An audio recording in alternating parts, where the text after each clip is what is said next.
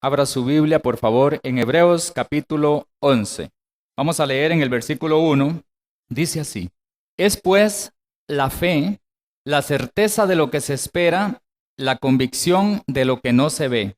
Porque por ella alcanzaron buen testimonio los antiguos hombres.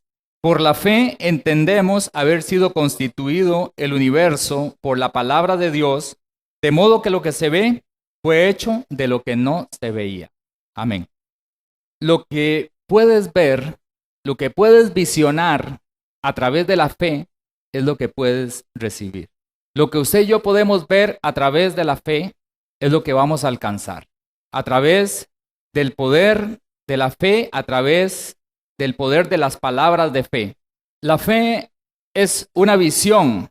Dice que es la certeza de lo que se espera y la convicción de lo que no se ve. Es una visión de lo que queremos alcanzar, de lo que deseamos obtener.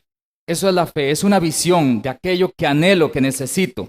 Dice que a través de la fe, alcanzar un buen testimonio, los antiguos hombres, alcanzar un buen testimonio delante de Dios, y es que es necesario que alcancemos buen testimonio ante Dios. Usted y yo necesitamos alcanzar buen testimonio delante de Dios. ¿Cómo lo vamos a alcanzar? A través de la fe. Buen testimonio es que vamos a convencer a Dios. Entonces Dios se va a mover a nuestro favor. Amén. Eso es el asunto de la fe. Es una visión. Y a través de esa visión de fe, nosotros convencemos al Señor para que Él mueva su mano poderosa a favor nuestro. Dice que por la fe entendemos haber sido constituido el universo por la palabra de Dios, de modo que lo que se ve fue hecho de lo que no se veía.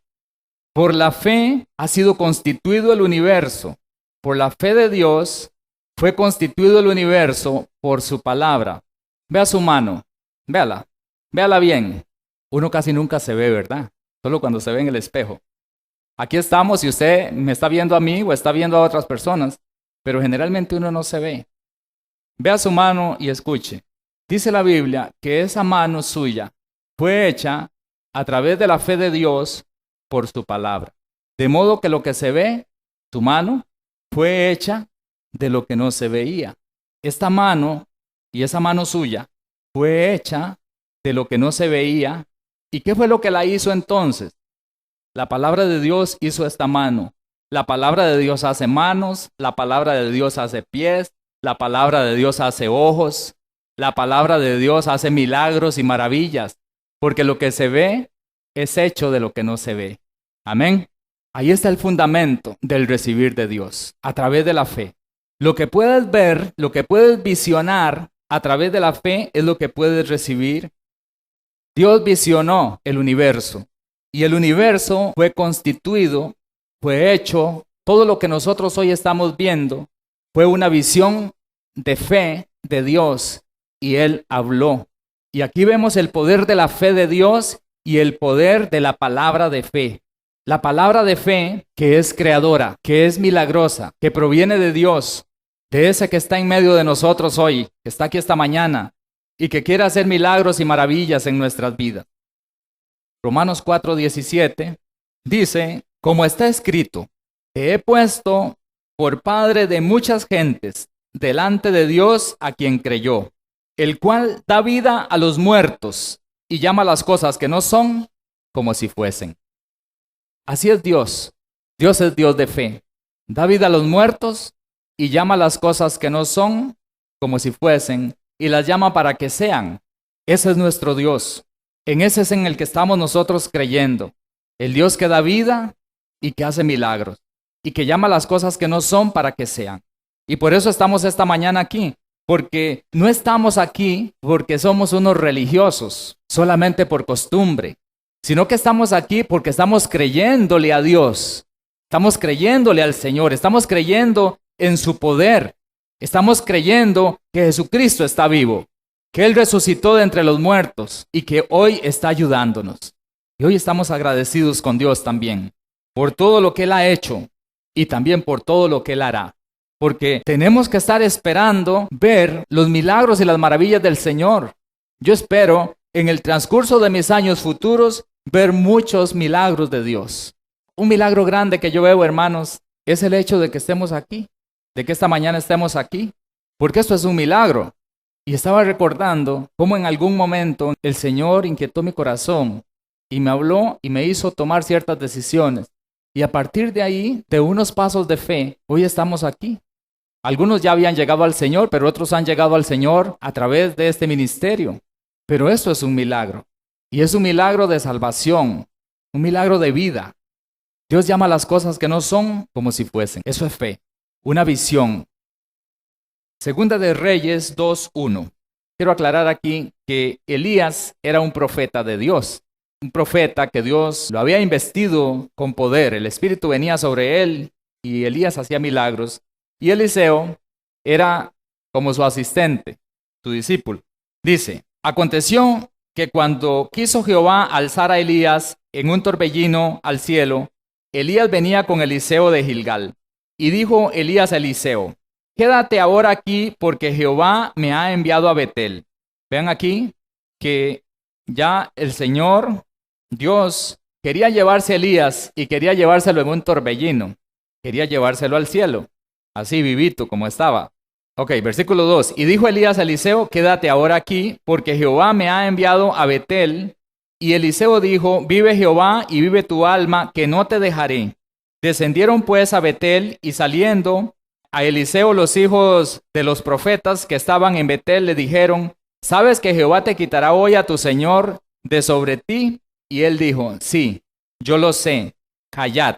Elías le volvió a decir, Eliseo, quédate aquí ahora porque Jehová me ha enviado a Jericó. Y él dijo, vive Jehová y vive tu alma, que no te dejaré. Vinieron pues a Jericó y se acercaron a Eliseo los hijos de los profetas que estaban en Jericó y le dijeron, ¿sabes que Jehová te quitará hoy de ti a tu señor? Él respondió, sí, yo lo sé, callad. Elías le dijo, te ruego que te quedes aquí porque Jehová me ha enviado al Jordán. Y él dijo, vive Jehová y vive tu alma, que no te dejaré.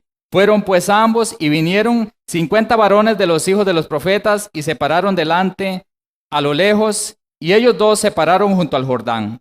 Tomando entonces Elías su manto, lo dobló y golpeó las aguas, las cuales se apartaron a uno y a otro lado y pasaron ambos por lo seco.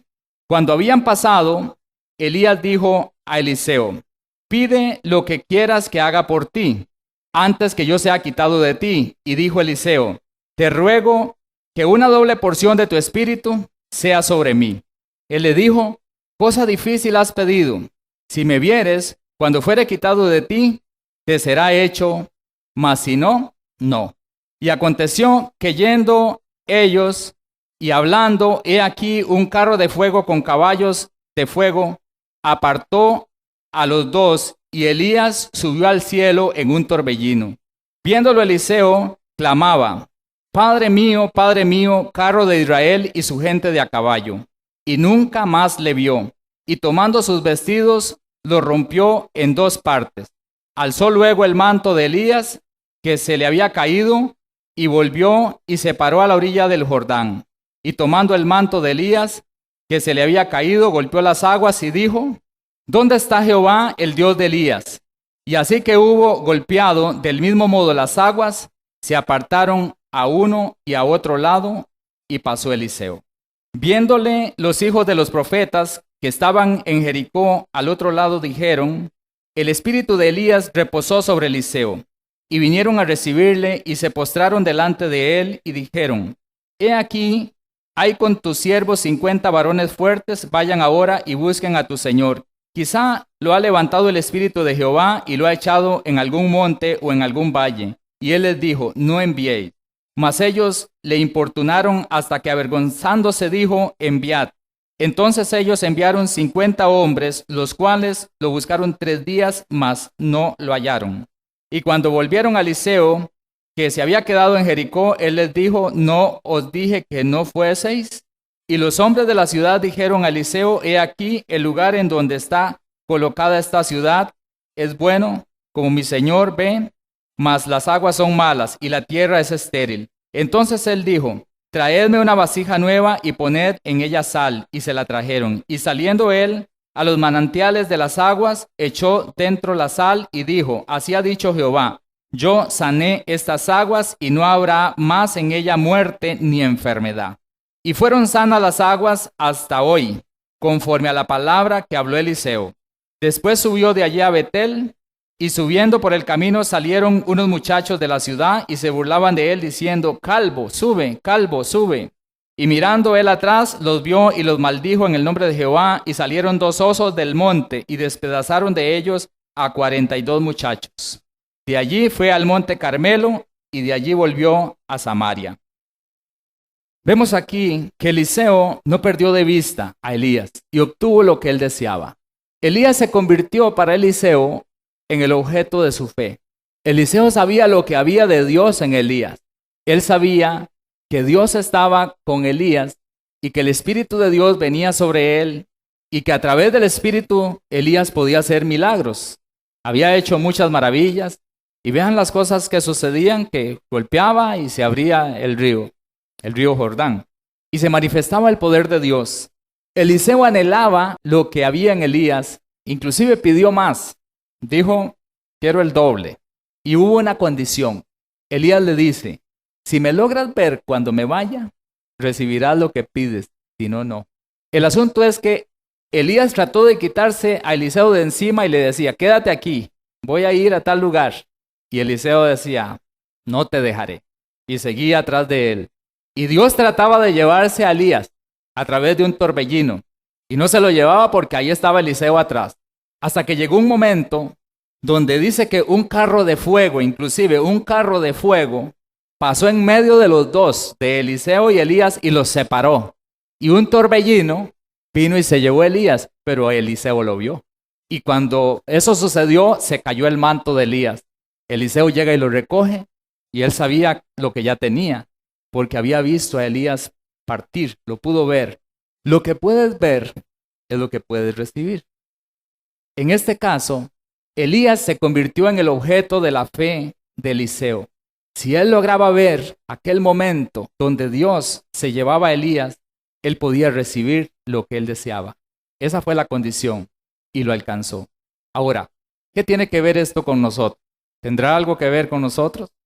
Hebreos capítulo 12, en el versículo 2, dice así, puesto los ojos en Jesús, el autor y consumador de la fe, el cual por el gozo puesto delante de él, sufrió la cruz, menospreciando el oprobio, y se sentó a la diestra del trono de Dios.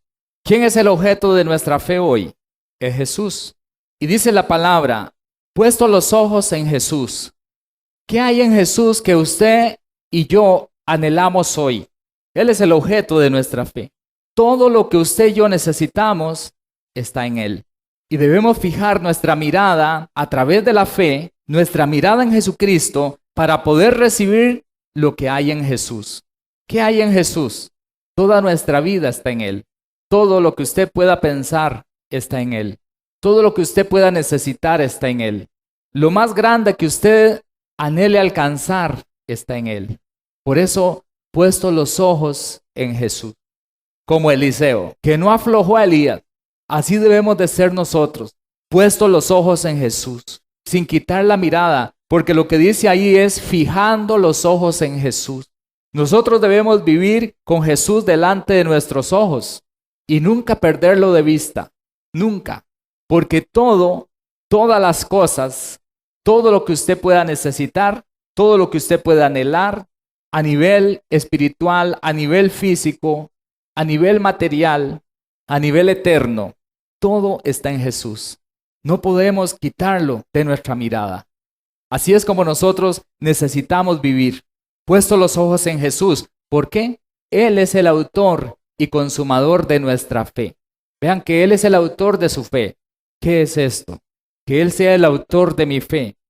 Isaías 53, en el versículo 3, dice así, despreciado y desechado entre los hombres, varón de dolores, experimentado en quebranto, y como que escondimos de él el rostro, fue menospreciado y no lo estimamos.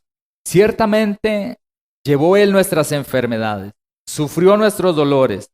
Nosotros le tuvimos por azotado, por herido de Dios y abatido, mas él herido fue por nuestras rebeliones, molido por nuestros pecados. El castigo de nuestra paz fue sobre él y por su llaga fuimos nosotros curados. ¿Qué pasó en Jesús? Él es el objeto de nuestra fe, porque en él está todo lo que usted y yo necesitamos. Ahora, vemos aquí en Isaías, y conocemos muy bien este pasaje, pero vemos que él cargó, él llevó todo el mal suyo y mío, nuestros pecados, nuestras enfermedades, todos nuestros males, toda la maldición. Jesús la cargó, él la llevó. Si nosotros lo miramos a él es el objeto de nuestra fe. Si él llevó nuestros pecados, llevó nuestras enfermedades, nuestras maldiciones, él lo hizo para liberarnos a nosotros de todas estas cosas. Y tenemos que mirarlo en la cruz. Lo vemos a él en la cruz. Fijamos nuestra mirada en lo que él hizo por usted y por mí. Y como dijo Pedro, ¿a quién iremos si solo tú tienes palabras de vida eterna? ¿Quién más ha hecho lo que él hizo por nosotros? ¿Dónde más vamos a conseguir lo que él hizo por nosotros? ¿Quién más nos puede liberar a nosotros de las consecuencias del pecado? ¿Quién nos puede perdonar? Por eso es que él es el autor y consumador de nuestra fe. Él es el autor y consumador de nuestra fe por lo que él hizo. Entonces lo vemos y tenemos una visión, la visión de la fe. Lo vemos a él que llevó nuestros pecados, que llevó nuestras enfermedades, que llevó nuestra maldición, nuestra pobreza, nuestra necesidad. La llevó y la sufrió en la cruz. Pero hasta ahí él lo llevó. Hasta ahí lo estaba cargando. ¿Qué tiene que pasar hoy? Primero, tenemos que ver nuestras necesidades, nuestros pecados, nuestras enfermedades. Tenemos que verlas sobre su cuerpo, verlas sobre él, porque él fue nuestro sustituto. Pero hay algo más importante que culmina con esta obra tan maravillosa que Jesucristo realizó a nuestro favor y cómo él se convierte en el autor y consumador de nuestra fe.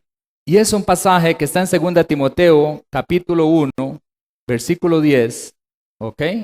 Dice así: pero ahora, voy a ponerle algo aquí para que comprendamos un poquito más el contexto, pero ahora la gracia de Dios ha sido manifestada por la aparición de nuestro Señor, de nuestro Salvador Jesucristo, el cual quitó la muerte y sacó a la luz la vida y la inmortalidad por el Evangelio. Vean esto. Jesús cargó sus enfermedades, Jesús llevó sus pecados, Jesús sufrió sus dolores en la cruz del Calvario. Hasta ahí él estaba llevando todas esas cosas de nosotros. Pero luego él entrega su espíritu y él va al infierno, él muere y va a aquel lugar. Pero al tercer día Jesucristo resucita y saca a la luz, por medio de la resurrección, saca la vida y la inmortalidad. Lo que no había, nosotros estábamos muertos en nuestros delitos y pecados. Entonces él lo primero que hizo fue cargar con toda nuestra maldad, con todos nuestros pecados, con toda la consecuencia de nuestros pecados. Pero luego, cuando él resucita, él saca a la luz la vida y saca la inmortalidad. Es decir, él trae la vida eterna, la inmortalidad, la vida eterna. La saca para usted y para mí. Lo que él hizo, él lo hizo todo por nosotros, porque nosotros estábamos muertos en nuestros delitos y pecados. Y a través de esa obra preciosa, él sacó a la luz la vida. ¿Para quién? Dígalo, para mí. Jesús sacó la vida, la sacó a la luz. La vida no había. Estaba en oscuridad la vida. Todo estaba en oscuridad. Pero a través de su obra preciosa, él saca a la luz la vida. ¿Y qué es la vida? Aparte de la vida eterna. Todo lo contrario a la muerte. Por eso es que usted hoy puede ser sano. Porque él sacó a la luz la vida para usted y para mí. Por eso debemos fijar nuestra mirada en Jesús. Él es el autor y consumador de nuestra fe. ¿Cuál es nuestra fe? ¿Cuál es nuestra visión? ¿Cuál es la visión que usted puede tener hoy a través de Jesús? Que en él está todo lo que usted necesita. Que en él está su sanidad. Que en él está su bendición. Que en él está el perdón de sus pecados. Todo está en Jesús. Que en él está la vida eterna. Él sacó a la luz la vida y la inmortalidad por su resurrección. Entonces, no solamente tenemos que ver a Jesús crucificado, sino que también tenemos que ver a Jesús resucitado. Sobre todo tenemos que verlo resucitado, porque cuando Él resucita es cuando Él trae la vida. Porque cuando estaba en la cruz, más bien las enfermedades y los pecados de nosotros lo mató. Hasta ahí solo estaba cargando con todo aquello. Pero cuando nos da a nosotros todo lo bueno es cuando Él resucita y viene con la vida nueva. Él trae la vida nueva a través de la resurrección. ¿Cuál tiene que ser nuestra visión de fe? Ver a Jesús resucitado y victorioso. Resucitado y victorioso sobre toda obra del diablo, sobre toda enfermedad. Ahí donde usted está, usted tiene que ver a Jesús, ponga su mirada en Jesús y véalo a Él resucitado y victorioso. Esa victoria es la victoria suya. Esa vida que Él sacó a la luz es su vida. Ahí fue donde Él sacó la vida eterna, ahí fue donde Él sacó la sanidad de todas nuestras enfermedades. Primero las cargó y luego sacó la vida a través de su resurrección. Lo que puedes ver es lo que puedes recibir. Lo que podemos visionar a través de la fe es lo que podemos recibir. Si podemos ver que todo lo que necesitamos está en Jesús, lo podemos recibir a través de la fe. Amén. Si puedes ver tus problemas en Jesús, llevados por Él y vencidos por Él en su resurrección, puedes recibir solución. Si puedes ver tus enfermedades en las llagas de Jesús y vencidas por Él en su resurrección, puedes recibir sanidad. Si puedes ver tus pecados y si hay alguien aquí que necesita la salvación y puede ver que Jesús cargó con las consecuencias de su pecado en la cruz, pero luego resucitó victorioso sobre el pecado, ya libre del pecado, libre del poder del pecado cuando resucitó, entonces puedes recibir perdón de pecados. Si puedes ver eso en la cruz del Calvario, en el cuerpo de Jesús, y lo puedes ver resucitado, victorioso, sobre eso, sobre esa necesidad que tienes hoy puedes recibir respuesta, hoy puedes recibir sanidad. Voy a leerles algo, escuche con atención. Una mujer leprosa vino a una de nuestras reuniones de enseñanza y oración en el sudeste de Asia. Sus dedos estaban deteriorados, atrofiados y engarrotados. Le faltaban las puntas de los dedos. Su espalda estaba afectada de manera que estaba en posición encorvada. Vivía al lado de un canal protegido por algunos pedazos de techo metálico, cajas de cartón y tablas de madera. Se mantuvo en el extremo de la multitud. No se atrevía a aventurarse dentro de la gente por temor a que ellos la echaran de allí. Pudo escuchar nuestra enseñanza a través de los altoparlantes. Nunca había oído del amor del Creador divino y creía que su mala suerte se debía a una previa encarnación. Ella creyó que en alguna encarnación futura, si era paciente, había siempre la esperanza de una vida más favorecida. Nuestra enseñanza le informó que el Omnipotente se interesara por ella en esta vida. Después de la enseñanza, oramos para que la misericordia y la compasión del Señor se manifestaran en la vida de aquellos que habían escuchado las promesas de la Escritura. ¿Cuáles son las promesas de la Escritura? Lo que estamos compartiendo. Todo lo que está en Jesús. Amén. Cientos de personas creyeron en el Señor y recibieron su paz en aquella reunión. Maravillosos milagros de sanidad se manifestaron entre los presentes. Estábamos asombrados con muchos de los casos que se reportaron. Un caso excepcional fue una mujer leprosa en la multitud, temerosa de ser descubierta.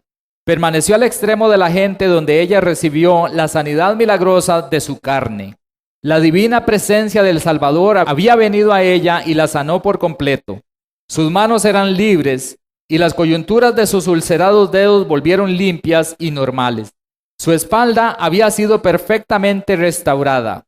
Las úlceras y los purulentos abscesos en su piel, cara, brazos y piernas fueron sanados y habían desaparecido. Cuando ella descubrió que sus atrofiadas y descompuestas manos estaban libres y limpias, se dio cuenta también de que su espalda había sido restaurada y que estaba parada derecha. Fue tal el gozo que la inundó que comenzó a dar gritos entre la multitud y se abrió paso para llegar a nuestra plataforma. Era como una escena de las Santas Escrituras donde está escrito que Jesús sanaba a la gente de todo tipo de enfermedades cuando venían a él pidiendo compasión. La mujer se paró delante de la gente llorando, doblando su espalda, saltando, batiendo sus brazos, moviendo sus manos y frotándose su cara. Un gran número de personas lloraba mientras aquella querida mujer decía cómo el amor del Señor se había manifestado al sanarle. Entonces fue como si se acabara de dar cuenta de lo que todo aquello significaba para ella. Se volvió y dijo envuelta en lágrimas: ahora soy una hija de Dios. Él es mi Padre. Él no se avergüenza de mí. Ahora tengo a alguien que vivirá conmigo. Él vendrá y verá dónde yo vivo. Él me ama. Aquella mujer leprosa se convirtió en una hija de Dios cuando creyó la verdad de las Sagradas Escrituras y recibió al Eterno como su Salvador y su Señor. Jesucristo es el mismo ayer y hoy y por los siglos de los siglos. Y esta historia es reciente. Esta historia no es de hace mucho tiempo. Y Él es el mismo. Y Él está aquí esta mañana. Jesucristo sana. Jesucristo ayuda. Jesucristo resuelve problemas. Jesucristo hace todo lo que necesitemos porque ya Él venció, porque ya Él resucitó. Hermanos, Jesucristo está resucitado. Si usted puede verlo hoy resucitado y victorioso, ¿sobre qué? ¿Sobre qué fue que Jesucristo resucitó? ¿Sobre qué fue que venció? Sobre todas sus necesidades. Si estamos creyendo, hermanos, en Jesucristo, no podemos quedarnos en la cruz solamente. Hay quienes están pegados en la cruz, pero el Jesucristo en el cual nosotros hemos creído y estamos creyendo, y por la razón que estamos aquí hoy, es porque hemos creído en Jesucristo resucitado. Y usted y yo tenemos que verlo a Él vivo y resucitado y victorioso. Amén. No tenemos que quedarnos llorando porque lo crucificaron. Tenemos que llenarnos de gozo porque Jesús se lo dijo a los discípulos: ahora ustedes se van a poner tristes porque me van a llevar a la cruz, pero después su llanto se convertirá en gozo. Porque lo que Él hizo fue para su salvación y para la mía, fue para su beneficio y para el mío. Él lo hizo por nosotros y Él está aquí esta mañana para que todo aquel que crea en Él pueda recibir lo que usted anhela y lo que usted visiona esta mañana que Jesucristo tiene para usted.